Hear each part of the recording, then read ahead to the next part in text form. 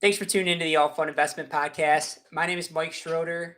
Today, our interview features Lisa Fridman, co-founder and president of Quadrata. But before we get into it, this is our first time having our new partner, Skylar Steinke, who's just joined the All Fun Investment Podcast. So, Skylar, how you doing, man? Doing well, man. Thanks, Mike. Happy to be here and excited to kind of have conversations with interesting people that we usually do. And yeah, very exciting to see um, interesting folks on the podcast and ask the hard questions. Got to ask the hard ones, man. But yeah, this is we're super excited to have you. We obviously just got done recording the video with Lisa. Um, I thought this was a great video where we talk about, we get into some of the on-chain stuff, particularly, obviously this interview is more focused on like the AML KYC aspect, which is really interesting because it's a really new topic when it comes to digital assets. It's something that before 2 or 3 years ago we really didn't see at all. Absolutely. We've just collaborating across different partners and what you mentioned, and just going from real world application, real world assets to on-chain activities. Kind of bringing everything together into a kind of a fluid compliance structure, I think is really cool. So yeah, absolutely. Thank you for tuning into the Alt Fund Investment Podcast. Please like and subscribe if you find this information helpful. We connect investment fund managers and service providers. This content is for informational purposes only.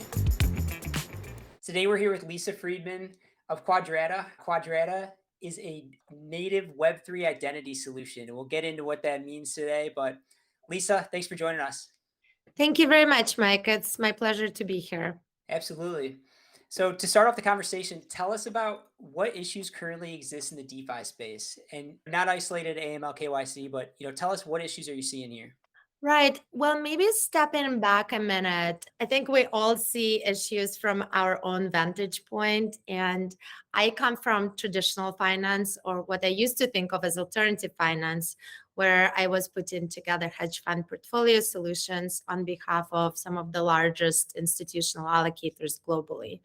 And one of the things that became quite clear is growing interest in blockchain opportunities, both from the institutional side and the asset manager side. Now, some of the issues that I see in permissionless DeFi, for example, is that it prevents regulated entities from entering in size because it lacks some of the compliance aspects, identity aspects, and reputational aspects, which we at Quadrata are bringing on chain so that institutions can mitigate some of the risk of commingling with unknown actors or potentially bad actors. And applications can create more nuanced use cases targeting specific attributes of the identity holders. What is everybody talks about, Web3 and identity, digital identity. What does that really mean from your guys' point of view? And what are the use cases kind of that you guys are seeing going forward that's pretty exciting and kind of revolutionary? Right. So there's several attributes that I think are crucial for the ecosystem of DeFi to go to the next level. One is, as I mentioned, for institutions, it's important to know that they're not commingling with bad actors. And what our solution does is protects privacy and private information of the users, but enables creation of pools where everybody has gone through a KYC, KYB process and are subject to ongoing monitoring so that applications can actually query the current anti-money laundering risk of the holder of the passport. And so that mitigates some of the risk and creates or enables creation of more compliance-aware solutions. Another more specific use case targets particular attributes of a user. So for example, in the permissionless ecosystem, because nobody knows who is behind the passport or what attributes they have, it's very difficult to differentiate product offerings. So now what we're doing from that standpoint is we're allowing users to leverage their existing reputation to benefit from more capital efficient solutions in the future. So for instance, one of the aspects of Quadrata is credit reputation. We have teamed up with an on-chain credit analytics solution, CRED, to provide a score for the wallet, leveraging some data on assets to loans ratio, history of repayments of the loans, and so forth. And we also are working on bringing off-chain credit reputation on-chain via partnership with TransUnion. And that aims to enable TransUnion customers to leverage their off-chain credit scores to also get better access to capital solutions on-chain. That's really interesting. So you guys are basically helping these different lenders kind of verify somebody's credit score on chain, essentially. Right. So what we're enabling is different applications creating more differentiated product offering. So for example, if somebody has a higher credit score, perhaps they could get lower interest rate when they take a loan, or maybe they don't need to put as much collateral as they otherwise would. So really making it possible for them to rely on their existing reputation to get better access to solutions on chain as well. It's outstanding. What, just curious, Lisa, so how did this idea come to be, and what was the start or impetus for Quadrata? How did things get started? Right. So as I mentioned, my perspective has been from the institutional vantage point and from being in a regulated financial industry for a number of years. And I teamed up with Fridman, who actually comes from the technological perspective and background. So Fabrice was the head of blockchain technology at Spring Labs, the company from which Quadrata spun out. And Spring Labs uses cryptographic techniques for secure data sharing, primarily among private networks of financial institutions. And so our idea was to take that technology and to enable on-chain solutions for broader institutional adoption and more nuanced use cases in DeFi and broader Web3 specters. It's amazing. What has the feedback been from institutions in the crypto space? You know, it's very interesting because since I've started on this journey, I haven't come across any one institution that said we're not going to explore opportunities on blockchain. A number of institutions are at a different stage of their research and comfort with what it is that they could use blockchain technology for. But we see a range of different applications for institutions, you know, starting from the obvious ones, such as global access to potential new customers and partners, to increasing efficiency in terms of the back office for some of the existing off-chain processes, to increasing the speed of transactions, and ultimately to decreasing the costs. That's excellent. And you mentioned a couple things. Number one, I just want to say congratulations on the recent press release that came out on Quadrata. And I think it was regarding 9 different protocols you guys are partnering with. Yes, Passport. this mentioned some of our most recent partners. Thank you. Absolutely. And you mentioned credit earlier. Any more insight into kind of what that looks like from a partnership perspective and where you guys want to go with that? I thought it was very interesting. Thank you very much. Well, we're very cognizant that Passport is only as useful as the number of destinations it unlocks. And so what we're working on is making sure that our partner journey is effective and that we create a comprehensive ecosystem where once a user has their passport, they don't have to re-onboard. And not only that, the idea is that they can go from an application to an application and also from blockchain to blockchain. So the vision is multi-chain and multi-wallet. So we want to meet the users where they are and make this journey as frictionless as possible. On that note, what type of, in terms of like the change you guys are looking at, what type of change are you guys typically operating, and how do you kind of see that, expanding over time? So we've started with Ethereum mainnet and Polygon, and we're stay tuned for announcements. But we're adding a number of additional EVM compatible chains in the near future, and we're also working with partners on prioritizing non-EVM compatible chain deployment for the future. What is an AML risk score and how do you guys calculate it? So AML risk score is ultimately based on a range of checks that happen on the identity of the user off-chain and also on their wallet or wallets on-chain activity. So when we're performing, when we're calculating that risk score, a person or an entity run a compared versus PEP lists, watch lists, sanctions lists, and then their wallet is or wallets are compared against non-blacklisted wallets and transactional distance to them, and an aggregate AML risk score is issued.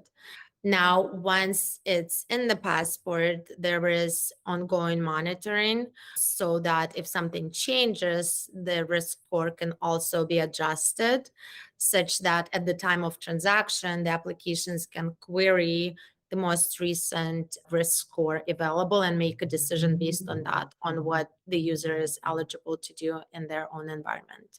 Very exciting. Is that real-time monitoring, Lisa, or is that just an ongoing snapshot, or what does that look like? Yes, it's regular monitoring. So for instance, the PEP list and sanctions list are rerun daily. Very exciting. I know we talked a little bit about the users, and I know just from kind of what we see in the marketplace, with fund managers, other service providers looking to use something similar to what you guys have available. Who are you guys going after? You mentioned institutions, obviously, is one component. What other users are you guys kind of seeing as a use case that would be next steps for the company? Right. So today we have over 1,100 passports issued in over 70 countries. So the types of users we have are, from the institutional perspective or from the institutional asset perspective, it's entities which already have digital assets on balance sheet or in their funds. And now they're looking for opportunities to either earn additional potential yield via DeFi lending platforms, or maybe to get further leverage in the DeFi environment. And they're seeking compliance aware type solutions. And so some of them have onboarded with Quadrata Passport to participate in this ecosystem. And another types of users that we expect to see are individuals who, as we discussed before, are looking to leverage their strong existing reputations and get some special access because of it, be it better capital efficiency on chain, or maybe access to certain opportunities which require, let's say, accredited investor status or a certain age and so forth. So our solution is really a technology solution that enables various aspects to be put on chain. And we really think of a multifaceted identity. So KYC and AML are kind of the table stakes. And then from there, we're in partnership discussions with applications which are looking for Sybil resistance as part of the solution for preventing bots from entering their environment and so forth. Excellent. That's really cool. So walk us through the process of a new user. Somebody signs up. What does that look like, and how does it go from start to finish? Right. If you're a person, it should go from start to finish in less than 90 seconds. So you come with your government issued ID, you take a selfie, and in the background, it's verified that you're person on the ID. And then you compare it to sanctions list, PEP list, watch list, and some additional filters in case of a higher risk type situations. And then your wallet is compared against blacklisted wallets. And then you get an aggregate anti-money laundering risk score. and you can mint your passport with that score. And then the application where you want to interact can query this attribute, or your country of the onboarding document, or whether or not you are a person or an entity, or some additional attributes like the uniqueness of your identity, so the ID identifier. And depending on the result that they query, they can allow you to interact in their ecosystem or stop you from interacting. Got it. So in essence, would it kind of be like an NFT for a wallet that, these different platforms are verifying? Yes, exactly. So a Quadrata passport is a non-fungible token and it's non-transferable. So for example, if you go through this onboarding, you can't just transfer this NFT to my wallet. It lives in your wallet. And is that because you mentioned like the credit score and things like that could change? So how is that reflected in the NFT? Right. So for example, if your AML score is changed based on the ongoing monitoring that we discussed, then it's a passport issuer who is a data verifier in our system that updates that score in your passport. And so at the time of the query, the application sees the latest attribute. Oh, that's really cool. I guess with DApp services, I guess, are those gated to verified wallets from your guys' view? We don't verify wallets per se, Right. but if a DApp checks whether or not a wallet has a Quadrata passport and checks it's any one of the attributes that we provide, then it can gate access based on the results that it gets back. Got it. There's multiple, kind of identity solutions, out there. How do these interact with each other? Well, it really depends. Given that it is Web3, there is a lot of opportunity for collaboration. So, for example, we can team up with different verifiers of certain parts of identity that are complementary to the parts that we already have in the passport, and so forth. But another way too that I think about it is, ultimately, I believe that there will be a certain number of passports which are broadly accepted by, let's call it, most destinations, just like in the real world. And then there'll be some that perhaps will require additional visas, so to speak. So our goal really is to be one of the passports get broadly accepted and allow interoperability and composability of blockchain and DeFi to continue. So we're not creating a world garden, we're creating an ecosystem where a user can really go between different applications accepting our passport and leverage interoperability aspects of it. That's really amazing. You mentioned ecosystem and obviously collaboration, which I think is an amazing part of this in our industry. Everybody likes to collaborate, which is awesome. Do you see any like challenges with kind of the future roadmap of where things are going, or what potential pitfalls just with the market, the industry, where we're going? Just your high level thoughts. Well, it's interesting because the recent events in Web3 probably set us back a little bit as an industry in terms of trust, Right. which is unfortunate.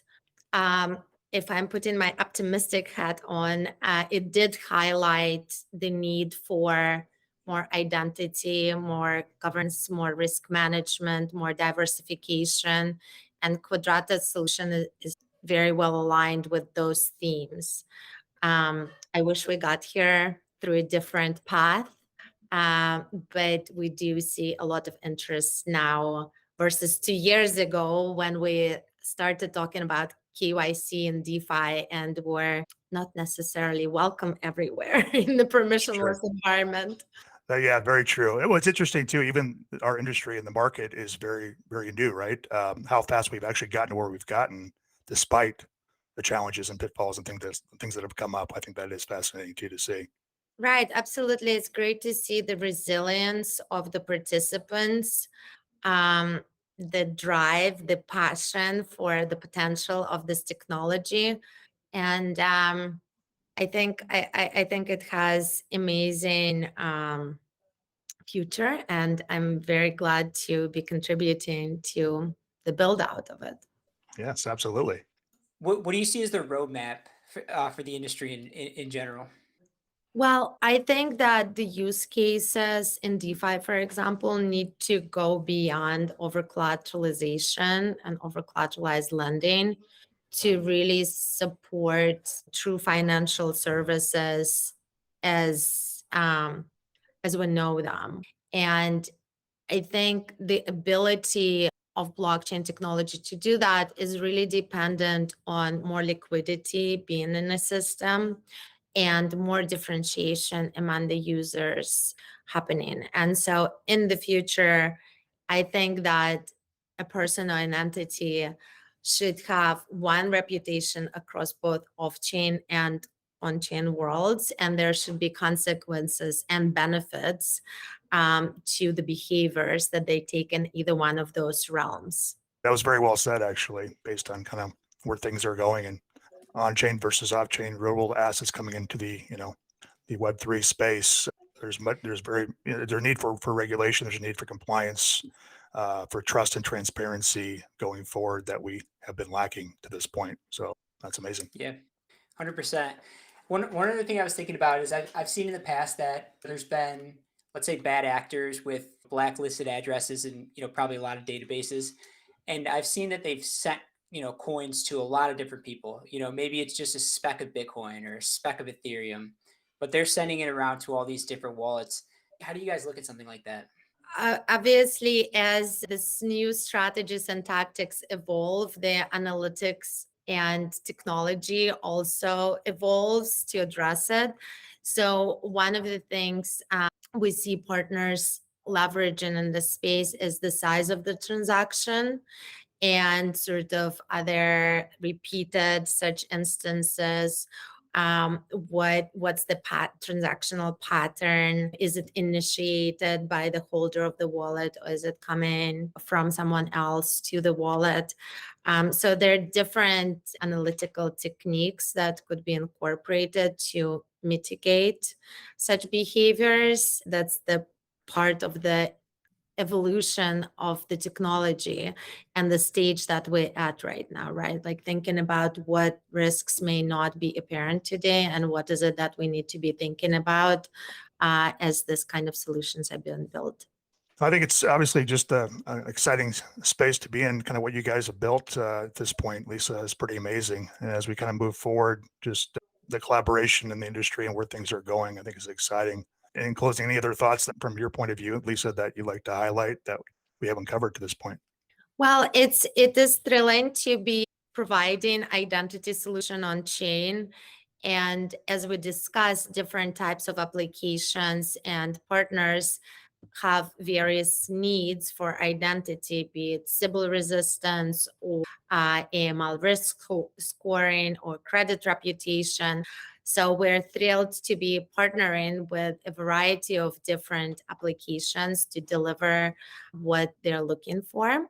And separately, it's exciting to hear some of the largest and most established financial institutions talking about blockchain technology and how tokenization is an important aspect of both capital reach and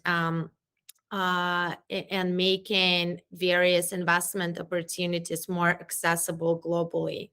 So it's really thrilling to be part of this journey, and would love to have a conversation about potential collaboration with entities and applications seeking identity. Well said. Lisa, this has been amazing. Thank you so much. Where could people go to connect with you and learn more about Quadrata? Well, you can email us at contact@quadrata.com, and I look forward to speaking with you. We'll go ahead and put those in the show notes, a link to your website as well. And thank you so much, Lisa. Thank you. Thank you for watching the Alt Funds Investment Podcast. As always, please like and subscribe if you find this information helpful, and let us know down below in the comments what questions you have. Reach out if you're starting an investment fund, and we can help connect you with the right service providers.